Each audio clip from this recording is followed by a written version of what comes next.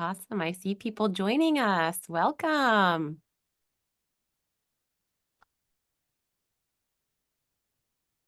Dat your hoods. Hello, everyone.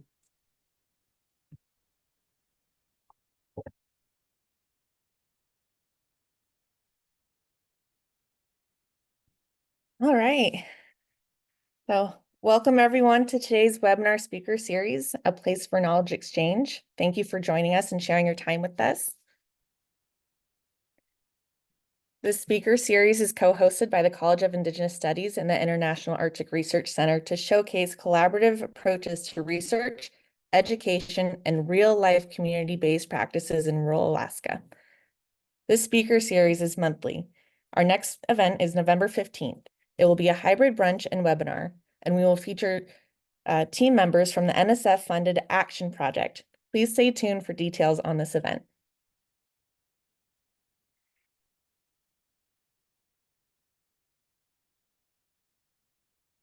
So let's meet our facilitators. Through this project, we have supporting facilitators who have connected with our featured speakers and are in the background facilitating and working on the logistics. These are Josie Sam, Arlo Davis, myself, Jamie Ferns, and Santa Roach. In respect to the Indigenous peoples before us, and in now the physical space we share at UAF, we would like to start this webinar with a land acknowledgement. Everywhere we live and work is Native land. We recognize, appreciate, and honor Indigenous peoples and their past, present, and future land stewardship. We are committed to building long-term reciprocal relationships with Indigenous organizations and knowledge holders to create relevant, actionable information in support of their sovereignty and self-determination.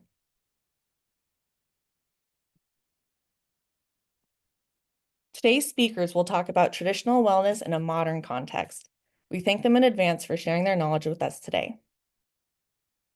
We have Arlo Davis, Diversity and Inclusivity Coordinator at the UAF International Arctic Research Center, and Teisha Simmons, Interim Dean of the UAF College of Indigenous Studies. This first part of our webinar is hearing from our speakers, and the second half is for answering questions. Before we start, please note that our webinar is recorded and will be available for viewing later on the CIS YouTube page. You can utilize the Q&A, and our facilitators and speakers will help answer any questions you have. With that, our first speaker is Arlo. Welcome, Arlo. Thank you, Jamie. Welcome, everyone, to our shared speaker series between the UAF College of Indigenous Studies and the UAF International Arctic Research Center, or IARC. We are honored by your presence today. Welcome to our house. Please make yourself comfortable. All you note takers out there, pull out a fresh page and make sure your pen is handy. Speeders, please feel free to get your projects out. As you can see, I'm working on a net. I should also note that the story I'm sharing today is my story. I am not speaking as the UAF IARC Diversity and Inclusivity Coordinator, and any mistakes are mine alone. It may seem I ramble here a bit, but please bear with me. I have many knots to connect. My grandparents, Ralph and Emma Ramuth of Selawik, Alaska, taught me how to make nets this way. I lived with them through my late teens and well into my 20s back home. I learned how to be a good grandchild from them because they taught me how to be a grandparent. Of course, they never said that, but that's what they were doing. Sometimes they would say, "That's the way to do it," or "That's not the way." But this is a common saying, or used to be when I was younger anyways, back in the northwest region of the state. Probably in other regions as well. So I'm trying to share with you what I know about the way to do it in a way that sets us up to be good grandparents. I'm working on this net for a few reasons. For about 2 years now, I've had a link to the YouTube video my older cousin helped me make about 10 years ago in my work email signature. In the video, I try to show people how to make a net from scratch using string, a spacer, and a needle. Before cotton string came to our land, we used the bark from willows, high maintenance stuff that. Then flour sacks became the resource of choice for nets. Our grandmother would take them apart for the cotton yarn. Then came canvas material. It had higher yield than the sacks. Then came the spools of string. We could order it by the hundreds of feet. Amazing. So making net this way lasted a few decades. There used to be a men's way and a woman's way of tying the knot. It was the same knot, it just had a different procedure. This portion is only the body of the net. A finished net will have floats sewn on top and weights sewn to the bottom and long anchor lines at each end. I must point out here that I own a volume of an American encyclopedia that states in part of its preface that the word Eskimo was originally translated as snowshoe hair trapper. All that hullabaloo about it meaning eaters of raw meat was just gossip and drama of the 19th century. Back home, we used to use nets to catch piles of snowshoe hares. We used them for ptarmigan also, but those were hung above frozen lakes parallel to the snow with branches underneath it for bait. Someone would wait at the side for a flock to land at the bait, then quickly raise a long pole with something on the end to startle them into flight straight up into the net. And of course, for fish. In Sullivan, we use fish nets almost all year long. The only season we can't is in the middle of summer when the waters are too hot, in the fall when the ice isn't safe yet, and in the spring when it's rotting. Installing, checking, and demobilizing the net under river ice in 40 below and colder is serious business, and I've done it a few times. At those temperatures, the water, which is opened in a hole at one end, about 3 feet in diameter, is about 70 degrees warmer than the air, and it's drinkable. So I'm giving a demonstration here. This also helps me focus my mind on the story I'm telling you, and I hope helps you. It takes the pressure off both of us. It's almost like we're together in my grandparents' house, hanging out, building relationships, transmitting knowledge, talking about important stuff like wellness and community while drinking coffee, reading. At least that's how I like to think of this. Our director here at IARC, Dr. Hayo Aiken, quoted Michael Salt at one of our recent big meetings in his opening remarks. He was reminding us of what she said, be a good ancestor. At another big meeting that happened this January here in Fairbanks, an elder told the huge crowd of people, a couple hundred people, our only job is to be well. Since UAF is a school and schools are based on the idea of teaching and learning, I'm trying to find a way here we can talk about serious business in the best possible way. Wellness. This has many flavors and meanings, so I have to make the widest possible net, and I hope together we will catch some good luck. Tradition also raises many questions. Whose tradition? During which time period? Just this cotton string net making tradition alone only lasted less than 100 years. After we stopped making our own nets, we started buying plastic nets made abroad. So traditional wellness in a modern context has many layers. On the surface, nets can represent how we are all connected, or the knots can represent points of data in research that are all pulled together to catch a new perspective on the world. But I need to tell you about a story everyone in my home region knows in the Northwest Arctic Borough. The story comes from a tradition and is about tradition and wellness and learning in this modern context.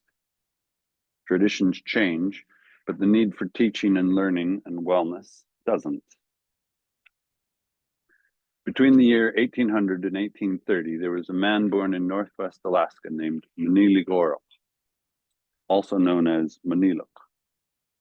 His name is not to be conflated with the name of the regional healthcare provider in the Northwest Arctic called Maniluk Association. Their name was originally a combination of an Inupiaq suffix meaning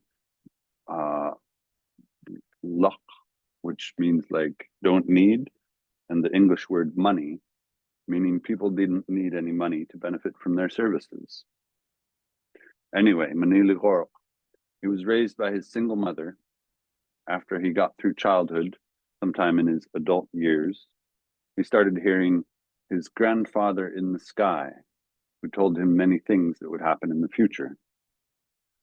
Things like the coming of the white people, the radio, the telephone, boats powered by fire that went on water, and boats powered by fire that would travel through the air. Lots of other stuff too. A whale would surface near Ambler, that sort of thing. Back then, shamans were part of everyday life. They would do things like have their assistant cut their head off with sealskin rope, cover the head and body with a fur blanket, and play the drum while the shaman's spirit would go off and do important things for the community. In tiny little villages back when Americans landed on the moon, a few people were known to have said, "Oh, we've been there." They were referring to shaman traveling to the moon in their spirit body to plead for help because the people were starving and needed seal oil, which the seals could provide to us by consent only. It should be self-evident that a northern, cold, challenging land that has over 10,000 years of human habitation could only be inhabited if the people found two recipes that worked: how to get along with each other and how to get along with the environment. So everyone back in my home region knows all these predictions made by Maniluk. They're traditional knowledge. I've even seen an image on Facebook that someone made of Ambler. They photoshopped ocean water into the picture so it looked like Ambler was a coastal community. In 2016, right after I graduated from college, I spent the summer back home in Selawik, living with my grandparents and talking with lots of young men. Before the known and expected arrival of the Christian missionaries, school teachers, and merchants, Alaskan communities enjoyed a checks and balances form of governance. Every community had a town hall. It was a town hall in function, but it was called the men's house. But even this is fraught with overtones and connotations from our modern way of life that don't translate well. I only found out about a year ago that our word for man doesn't translate directly into the English word. It translates into English as gatherer. Our town hall was where the men and boys would spend their days making all the tools and equipment we needed for hunting and gathering, making the things and teaching stories. These stories were filled with lessons about ethics and morality, logic and beauty. When the community was faced with situations that required community-wide deliberation or celebration, we all gathered into it to talk and dance and sing and play music. So during that summer between my undergraduate degree and the start of my graduate school, I talked with a lot of young men about Maniluk's predictions. Most importantly, how a whale would surface near Ambler. One of my cousins and I debated how Selawik could relocate to the hills 12 miles away with zero outside funding, materials, or planning. He kept making the case that we relocate during the spring season while the ice was safe for traveling on, I kept going on about a summer and fall move. In both cases, he and I, as well as most others in Selwyn that I talked with about this, agreed de facto in the premise. We could self-relocate. We could use the nice modern triple pane windows from our houses and school and clinic and move up the hill into old style sod homes and burn willows for heat. We could use rocket stove mass heaters. We wouldn't need any grants. We wouldn't need any fancy module housing units. But then I had to leave to go back to school. That was 8 years ago now. Now I'm working here and everyone is involved in teaching and learning and science and the arts, and that is good. That's the way it should be. Or no, that's the way to be. I tried and failed to be the student commencement speaker at my UAA graduation ceremony in the spring of 2016. I had finally figured out that it's not about me, it's about us. We. So I wrote that speech from a we position. My main point was the importance of continuing to do our homework. I had just come out of the spring semester with a 23 credit load and the fall semester with a 19 credit load. So I'd been doing lots of homework. I wanted to encourage all my new scholarly peers to keep doing their homework, keep their questions about life alive, to keep learning, not to give up doing that just because we now had a piece of paper saying we had the degree. That's the way to do it. We have to keep learning, keep preparing, keep our minds engaged. In college, I learned about the wicked problem framework. Wicked problems are unstructured, complex, irregular, interactive, adaptive, novel, and unpredictable. You can think of them as issues that don't have clear, straightforward solutions, unlike netting fish when you're hungry. Village relocations are a wicked problem, but are solvable at the local level. Alaska Native village relocations are also a national security issue. The math on that is very simple. The way people are talking about village relocation now is a copy and paste model. It's widely known the cost to move just even one village is astronomical, let alone dozens of villages. If we don't find a wicked solution to relocations, OMN, that's Mother Nature, is going to evict people. If we evacuate to some kind of temporary FEMA camp in the valley, that would leave vast tracts of American soil uninhabited. Uninhabited land and all its oil and minerals is easier to take over than land covered in villages. It's that simple. Yes, it might require an act of Congress to approve new village locations, but again, this is a solution that is within the realm of possibility. You should all know that the lands our villages now reside on are the result of an act of Congress when ANCSA was passed. That was a wicked problem of its day, but it passed. ANCSA was the largest ever in recorded human history of land ownership. So we could get another act of Congress, why not? I'll even have the gall to name it. The Alaska Native Village Relocation Act, or ANVRA. That kind of effort would take the participation of all parties concerned. So what are we left with besides doing our own homework? Well, I think putting the wicked problem framework to use in each of our own positions is a good start. We can prepare. We can work on our homework. Maybe looking at complex issues through complex lenses would help us find where we can collaborate better and be of service to our communities. Back home, we say, Dot Nogalawaha. That's the right way to do it. Thank you, everyone.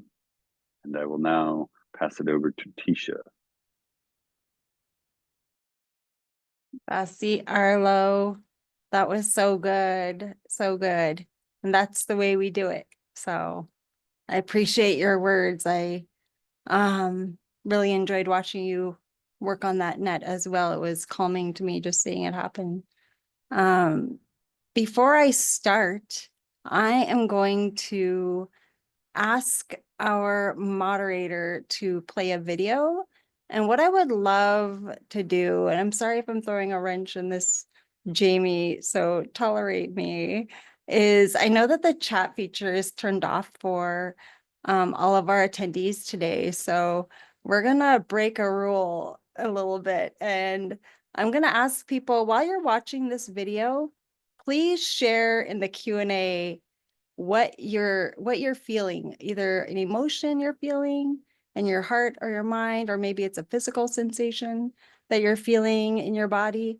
But please share that, and then we'll do the hard work of weeding out questions from feelings. Listen of feelings and experiences, Jamie. Thank you for being patient with me. So we'll play this video, and what I would ask everybody is, please in the Q&A, just share with me what you're experiencing as you watch the video. So join me as we watch this video together.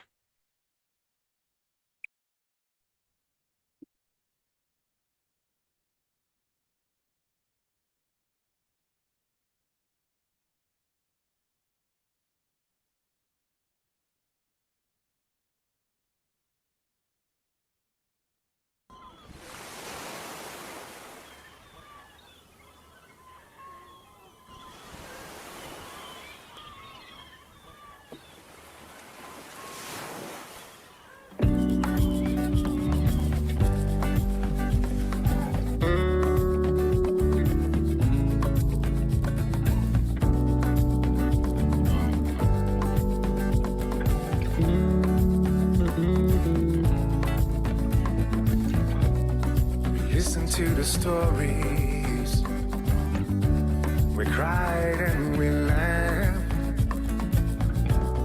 Lessons from our history, but not of how we go back.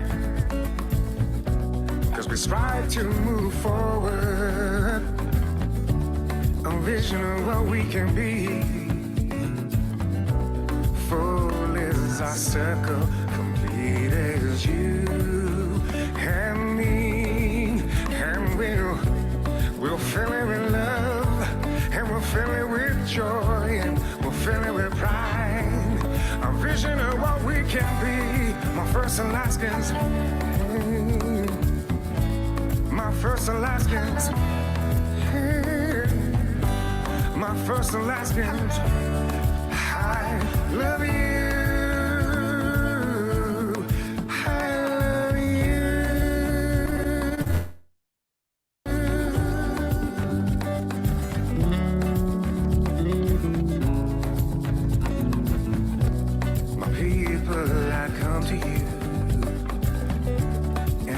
Hand in hand, shift of a paradigm. What's the answer? Maybe in the land. 10,000 years we met as beautiful native tribes. We didn't start this fire, but we kept it in the dark times and your mind. My first Alaskans, my first Alaskans, my first Alaskans. I love you, I love you, I love you. My first Alaskans, I love you. My first Alaskans, I love you. My first Alaskans, I love you. I love you, I love you. My first Alaskans, I love you. My first Alaskans, I love you. My first Alaskans, I love you. I love you.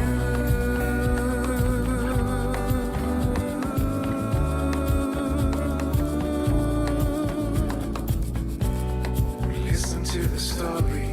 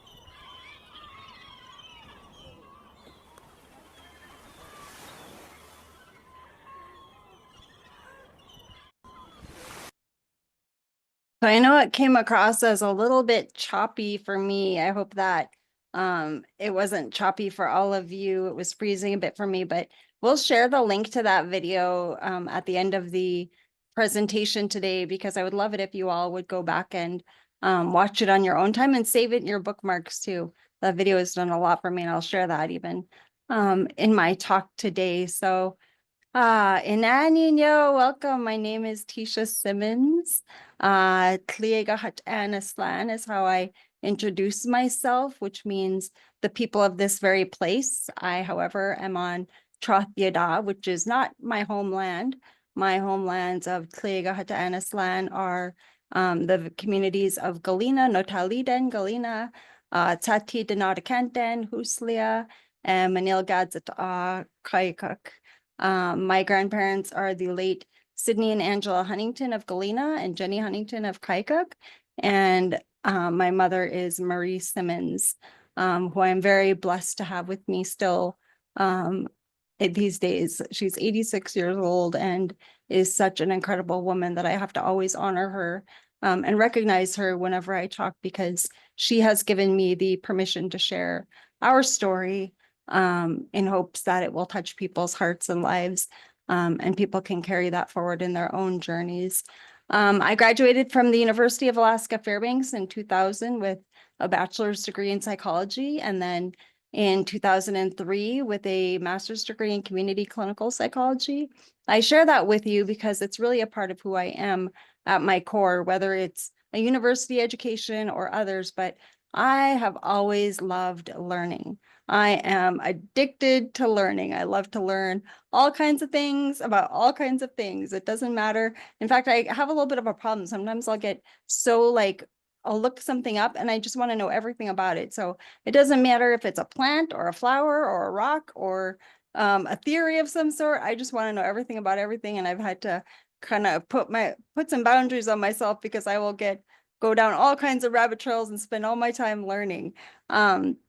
And I've always been that way ever since I was little. I had a habit of getting out of school at 3 p.m. and my sister would come home from school at 3:30 and find me in our living room, surrounded. I'd sit in the middle of the living room and I'd put all my homework around me in a circle, and I would just go from one thing to the next, checking off all my little homework assignments.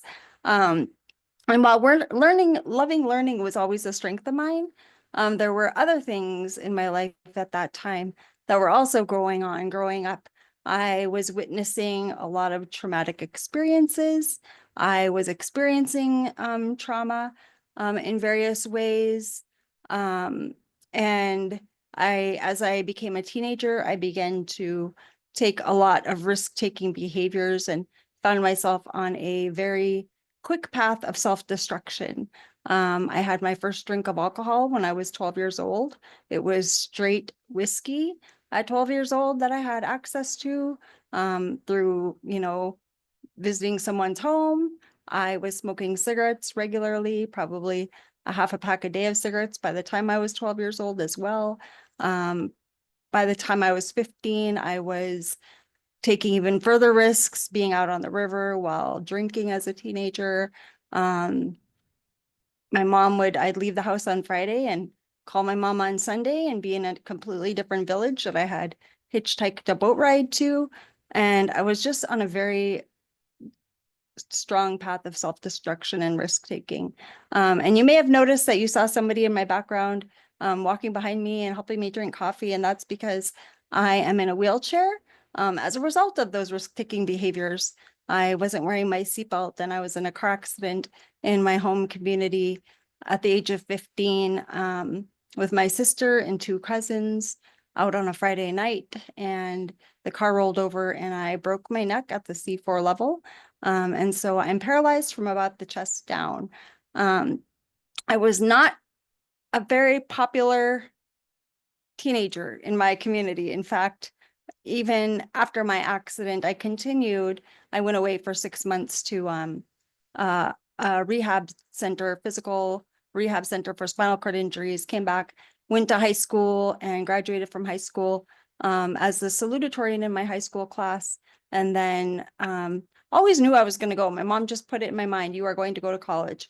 And so I knew I was going to go to the university, but I was still, even from a wheelchair, on a very risky path of self-destruction. I had grown up seeing a lot of binge drinking. I didn't know what healthy drinking was. In fact, I didn't have this idea that people would have just one beer with pizza or a glass of wine with dinner. It was always very much like, if you're going to open a bottle of wine, you would drink the whole thing that setting. Or if you were going to have a beer, you would drink it until you were intoxicated. And that was the only style I knew. That was what I had witnessed growing up. And that comes from places right back in history of where drinking was introduced to Indigenous people, is through miners. They were drinking to get intoxicated. They weren't having a beer with pizza and a glass of wine with a steak. It was very much a drink to get intoxicated style. But yeah, at one point, I think after I graduated from high school, I went home to Galena to visit for a while. And during that visit, even at the age of 19, the trooper came by my house and was like, Teisha, you are just ticking people off left and right. You got to go. And I was like, I'm not going to leave. I'm not doing anything. In fact, you got to get off my property. I was a ornery teenager and ended up escorting the trooper off of my property in Galena. I was bold and risky and just not in a good place still, even though I was very successful in school. And so it was like these two different lives, right? I had my academic, amazing, going forward life, and then I had my very risky, substance abusing, risk-taking behavioral life also happening in parallel to that. And then I came up to the university and lived a very much freshman, sophomore, stereotypical of what we often hear about college life, being one big party. I think my friends and I were out Wednesday, Thursday, Friday, Saturday, every night. But I would still get all my homework done, and I had a 4.0 the entire time. And then I came across a class, a rural development course I was taking. And it was taught by Rick Caulfield. And I just have to mention his name because he probably doesn't know this. And I hope someday he comes across this video or hears this from somebody, but he had us do a homework assignment.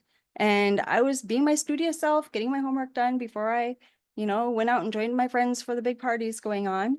And that homework assignment was to read the book Rock by Harold Napoleon. And I read that book. And after I read the book, it was a short, 45, 50 pages.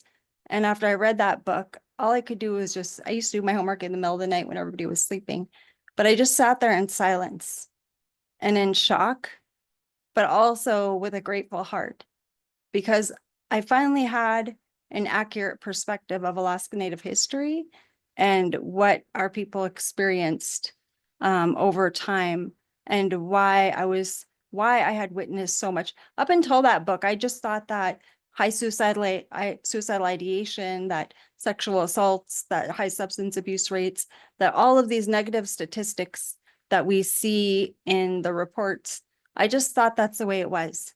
That's who Alaska Native people were.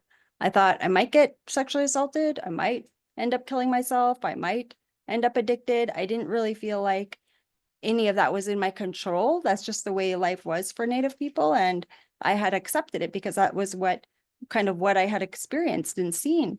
I had also seen a lot of beautiful things about my culture, right? Like I grew up going to potlatch, I grew up going to fish camp, I grew up being surrounded by incredibly loving grandmas and grandpas and aunties and uncles. And so there were these two like warring ideas in my mind and my heart and my spirit about who Alaska Native people were. I didn't see us represented in the media in good ways. I heard a lot of racist remarks about Native people when I was going to school in the city, from both, other students and from adults even. And there was a lot of like conflicting feelings happening in me at that age. And once I read that book, Rock, and I understood accurate Alaska Native history, it really changed my life. Learning that our people for 10,000 years, that we had survived in beautiful and strong and courageous, brilliant, genius ways in one of the harshest climates in the world, and that we then were exposed to a lot of cultural assault on us, and that our grandparents and great-grandparents experienced the traumas that they did. It really opened my eyes to two things. One was I don't have to be a statistic by any chance. I get to choose who I am and what I'm going to do with my time and energy. But two, it also put this responsibility on me of reclaiming our culture for myself and for my family. And I was I would say like the feeling I felt was like relief, happiness, excitement, and joy, that things didn't have to be the way I thought they always would be, that I had a choice in choosing the direction of my life and making a difference in the lives of other Alaska Native people. And so my grandmother had come to town a couple of weeks later, and I was just like on this, when somebody gets introduced to something and they go way over in the pendulum, they're just going to tell everybody and they're all excited and da da da da da. That was me. And so I went up to my grandma. She came into my bedroom. I was already in bed, and she sat at the foot of the bed and was visiting with me. And I said, Grandma, I just read this book about this, and I was telling her, and I said, did you ever experience anything like that? And she got very quiet. And she looked down at her hands, and I could see tears starting to come out of her eyes. And she just said, I can't. And then she got up and she walked out. And I could tell that bringing up those subjects and asking about her experience was too much for her to go there. And unfortunately, my grandmother passed away, never looking at those things. It was just too much, the things that she experienced in her lifetime, the traumas she experienced that were inflicted upon her, the loss of her culture, the loss of children she experienced to suicide. It was too much for her to go there at the age of 80 years old. And I was not going to expect her. I was not going to try again to get her to do that. My grandmother coped for a very long time with alcohol. My grandmother was a woman who dealt with alcoholism up until the day she died. I have memories of her stumbling into the house at 2 a.m. after the bar closed, so incredibly intoxicated that she couldn't make it to the bed. But I also have memories of her as this beautiful, courageous, loving grandma who, it didn't matter what time of the day it was, there were always hotcakes on her table. Her wood stove was always going so hot that it was 90 degrees in her little cabin, that she gave us the best hugs ever. She forgave us for everything. She always loved us through hard times. If we were going through something, she showed up at our door instantly. That she, would make us these knitted headbands and gloves that were either way too big or way too small. And that she just loved us fiercely. And it took me a long time to come to terms with, that my grandmother could be a woman who struggled with tremendous addiction, but also was incredibly strong and ferocious and courageous with love.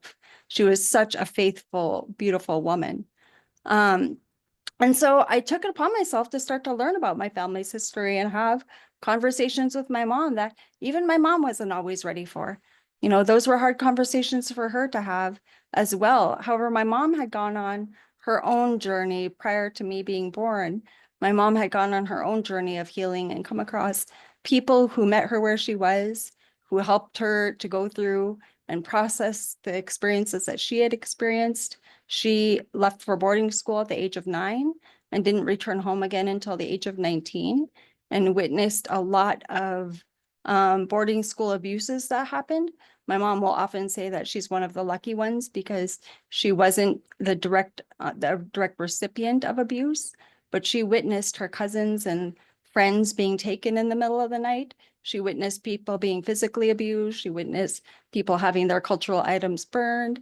She witnessed people being abused for speaking their language or trying to sing their songs. And all of that was also hard on her. And my mom will say she wasn't the same mom to her first 3 children as she was to my sister Tiffany and I. My sister Tiffany is 4 years older than me, and we grew up together under the same roof. And then my older siblings are all 20 years older than us. And so they were out of the house by the time that Tiffany and I came along. And my mom will say, I was not the same mother I was to Tamara, Buddy, and Dana as I was to Tiffany and Teisha. And I have to honor my mom for doing the hard work of healing. You know, so often we hear about healing and it sounds so beautiful, right? Like, oh, I'm on this healing journey, when really healing is often laying in a ball on the floor in the living room, ugly crying. Healing is struggling through the Friday night to not have that drink that you want to have so desperately. You know, healing is not this idea of a beautiful process. It's hard work that is demanding of the heart and the soul and exhausting and fraught with times of just fighting yourself to not give up or to go one more step in front of the other.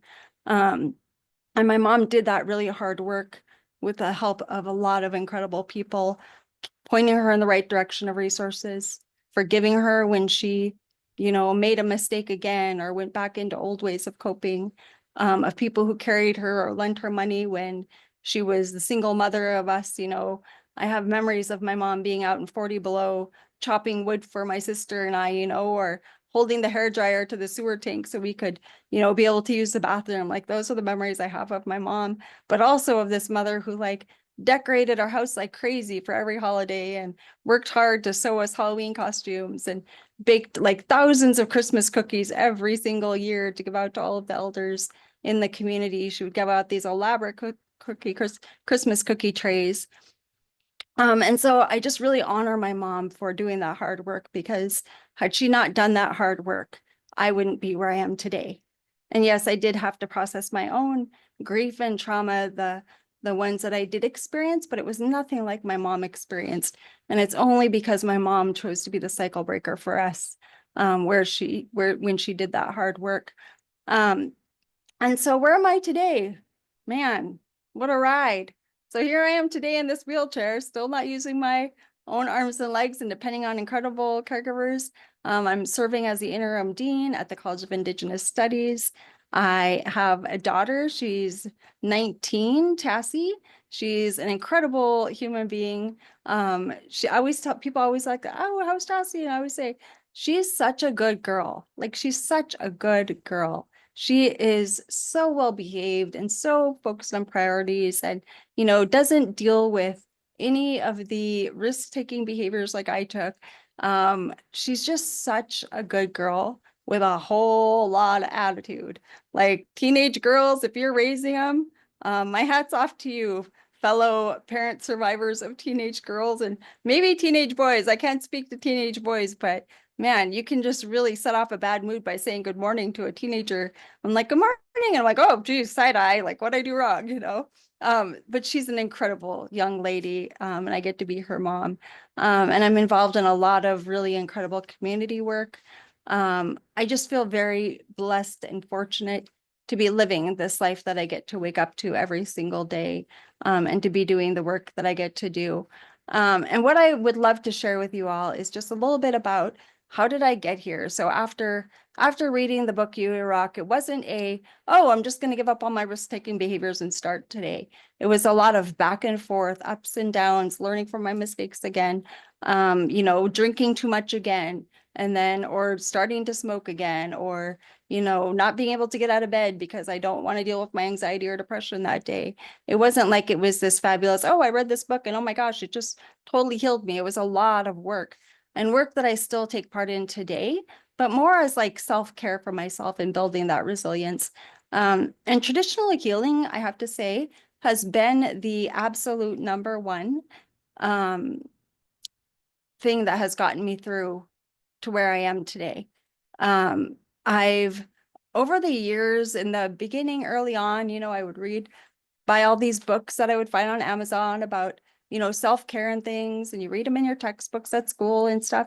And I just really struggled a lot with this like idea of meditation. I would just be like, man, I'm going to try to meditate again. And then I would try and I'd be like, oh, I wonder what I should have for dinner. And I'm like, oh, I'm supposed to be meditating. Oh, Nanda, oh, the dog. Oh, I'm supposed to be meditating. And just like being hard on myself because I'm no good at meditating, which is apparently the number one way that people can deal with stress and overcome addiction. You know, there's a whole type of therapy out there that is used often in treatment settings called dialectical behavioral therapy. And it's all about like learning to self-regulate your emotions and your nervous system and using things like coloring or drawing or meditation and things like that. But I just could never connect with it. Like man, I'm just no good at this whole self-care thing. And it's so boring. Like I hate self-care. Like everybody says I got to do it, but I'm no good at it. And I just hate it. And then I'm beating myself up for not being good at self-care and not doing self-care again. And it wasn't until I started getting involved with language learning. I started to participate in language learning activities. And it started with a group of us wanting to learn our songs. Sharon Hildebrand, who is my friend who her and I had to dig in our heels living in low income housing for a long time together as we built lives that brought us to where we are today. But she called me one day and she said, we should get a singing group together to learn our songs from back home. And when I started in that group, I just came alive. Like it was just so incredible to hear our songs and to learn them. And we learned a couple songs and we actually performed them in front of a few elders in my living room once. And the elders said, wow, that's awesome that you guys know those songs. Do you even know what you're saying? And we're like, no, we just learned phonetically. We just played them on CD and we learned them phonetically and now we can sing them. And they were so thrilled to know that we were singing our songs, even though we had no idea what we were saying. And then I started language learning, getting involved in language learning efforts, working with Susan Pascavan and Lorraine David to learn language, and just started inviting elders over to visit. And it just took off. I had found my self-care style. And that's really what I see traditional healing is. When we talk about traditional healing, people have some idea of what that might be, or they're like, what is it? Or what is a traditional healer? But for me personally, I see traditional healing in a few different ways. I see traditional healing as we have healers in our communities that work on people. And so I've received traditional healing from people such as Lois Law, Beverly Joseph, Audrey Sunnyboy, Nina Hayano. And I make sure to make time for traditional healers to work on me because it's been so good for me. However, I also see language learning, song learning for me as traditional healing when I'm participating in traditional activities. For some of you, it might be berry picking or preserving, hunting. It might be just being out on the land, fishing. And this is really where I think that the science backs up our traditional ways is that while some people might benefit from listening to Deepak Chopra or whoever that is that I tried to meditate to in the past, some people might benefit from that type of meditation. Beadwork or fishnet making or mending or jarring and preserving or drawing, drumming, all of those activities have the exact same physiological effect on us, the same physiological positive well-being effects on us as meditation does for those who practice meditation, listening to Deepak Chopra. And that's really the power of our cultural ways is that, just by being who we are, the very essence of us just being who we are is healing. And so anytime we're participating in traditional activities, we are going to be taking good care of ourselves and honoring that elder in us, like Arlo talked about. We're creating that elder that's inside of us by just in the very essence of being who we are. And then finally, the third way I just really want to mention is that giving back and being of service to others and in the community is also a way of traditional healing for me.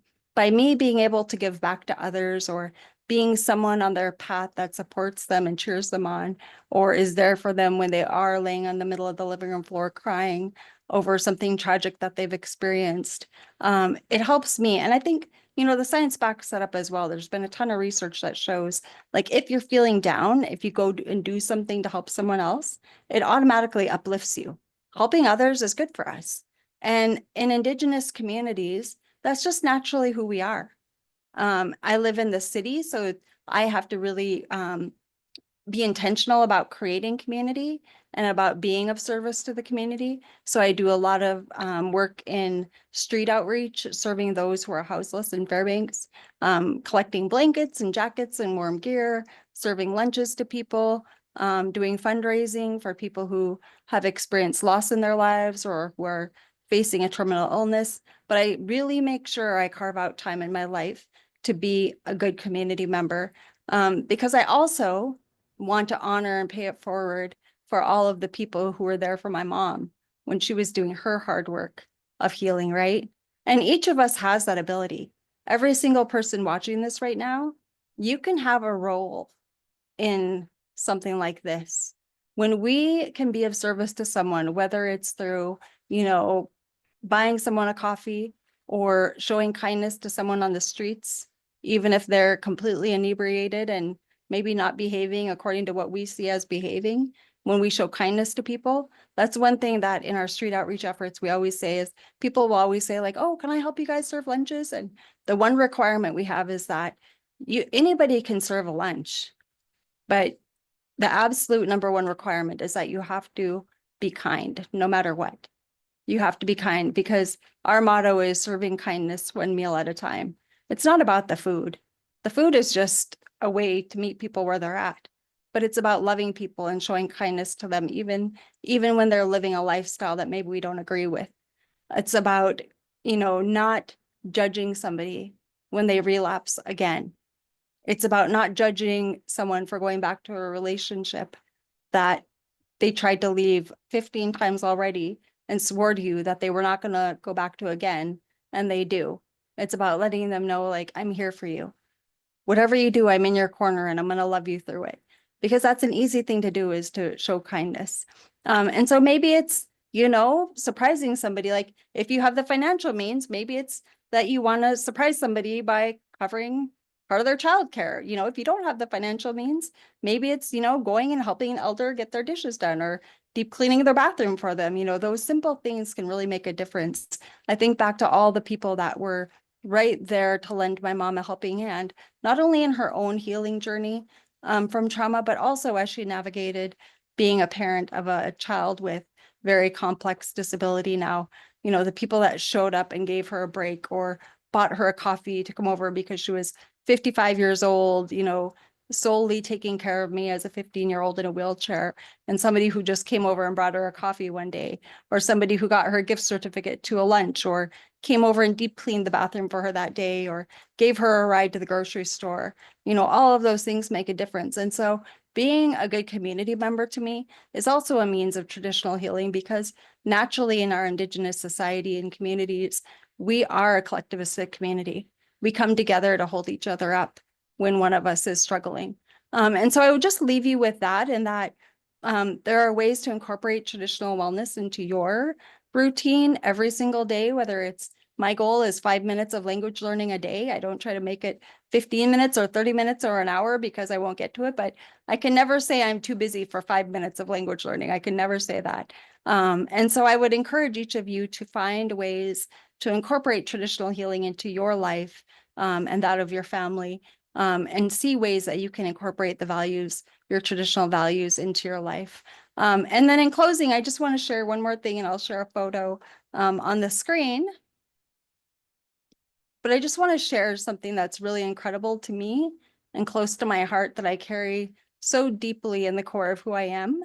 And this is a photo of my daughter there. She was only about 2 years old, or maybe 1, I don't even know when this photo was taken, but that's my late grandmother, Jenny Huntington, on the left, myself in the middle, my mom, Marie, on the right, and then my daughter. And I think that's something that's really incredible, is that because of the hard work that my mom did in her own healing journey, I was able to be a parent to my daughter, who now has no idea what it's like to experience trauma. Like, it's a foreign idea to her.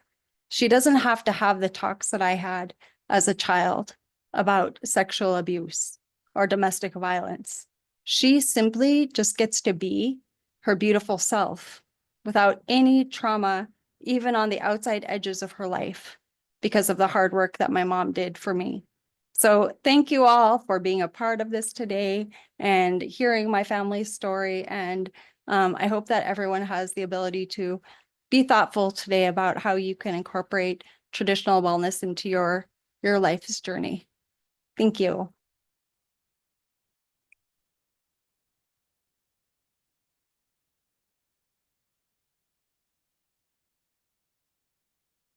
Thank you so much for sharing, Teisha.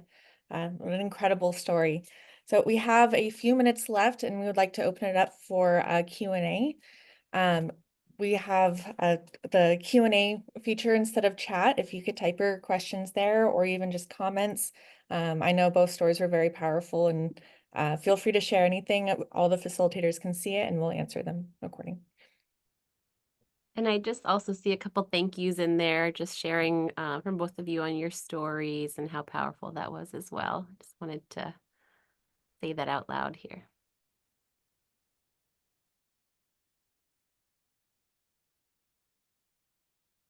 I'm an open book, so feel free to ask anything.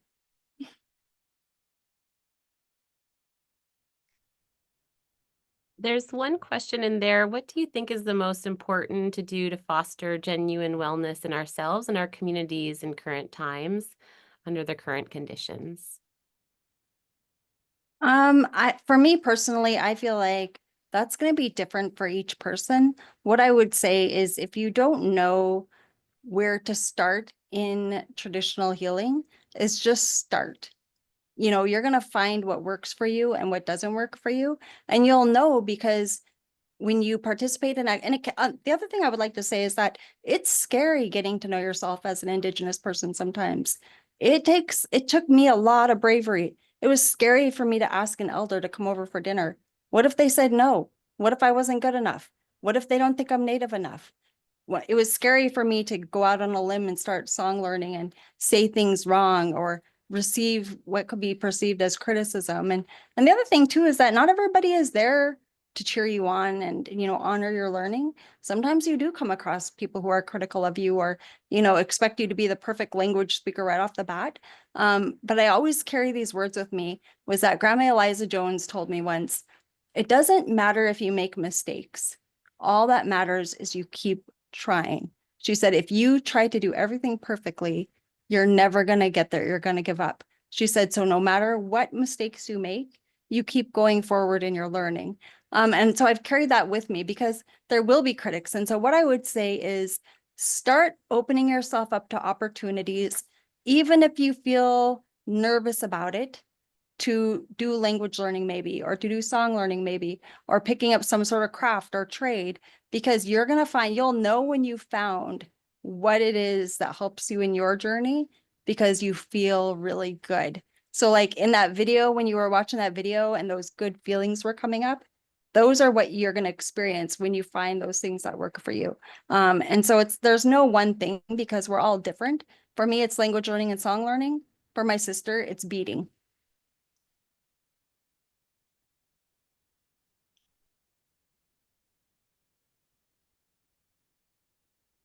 What about you, Arlo? Any response for that question? I was going to say the same thing, but Teisha, I think you said it better. I was going to say, yeah, just try something, go do something. I don't know. You'll figure it out.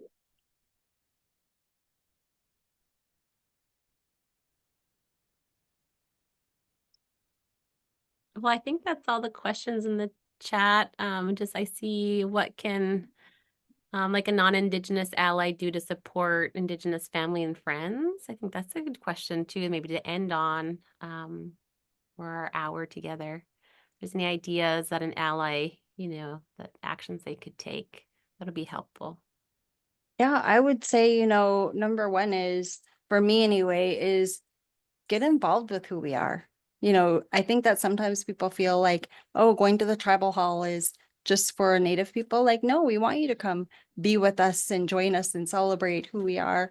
And then another thing I would say is making space for us, you know, to just shine as we are.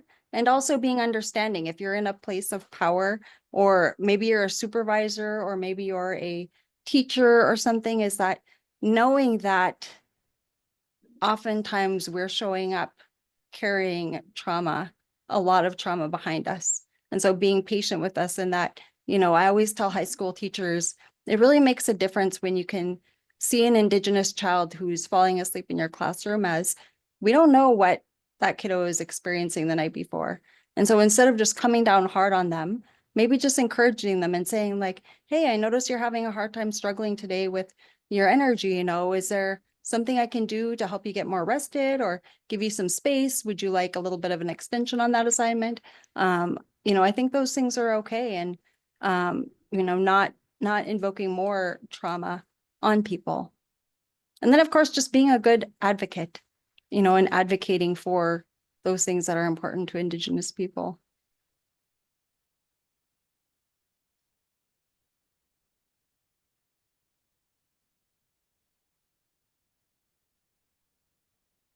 Well, thank you so much, everyone, for your questions. And Teisha and Arlo, thank you so much for your thoughtful responses. I'd like to thank our speakers, Arlo and Teisha, for sharing your knowledge and time with us today. And thank you, everyone, for tuning in and sharing space with us today. You can view this recorded webinar on the CIS YouTube page.